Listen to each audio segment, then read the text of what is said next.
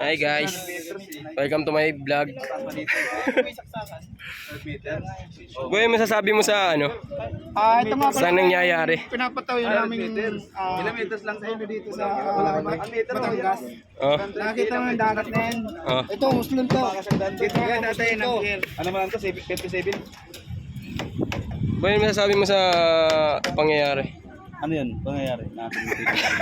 Tang inalutang. Hindi, ano pangyayari nga? Ano ba nangyayari? Ito, ang nangyayari ngayon ito, guys. Paliwanag mo. Dito pa kami ngayon sa Taisga, sa roof deck ng Silo na ginagawa ng ANTA. ANTA Construction Corporated. Ano ba yung Ngayon, guys, ang trabaho namin ngayon dito bilang kami ay subcon, ang gawin namin ay mag-waterproofing. Kami po ay magbubuhos ng epoxy sa ito, i-ano mo sa baba. Yan, nalagay kami ng epoxy dyan para yung purpose ng epoxy makapitan ng simento nila bago yung yung aming kanilang buhos. ano naman yung materialis na Ito nga sa materialis namin ito ay epoxy SSE.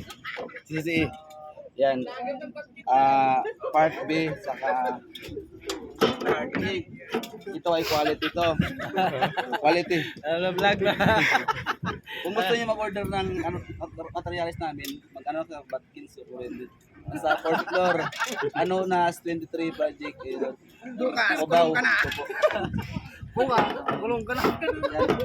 Sa kaya mga kasamahan ko, ipakita ko na mga kasama natin. Gaway. Yun para amin mga kasamahan sa trabaho. So, yan. Saan po? So ngayon guys, ay putang ina, di pala naka-play.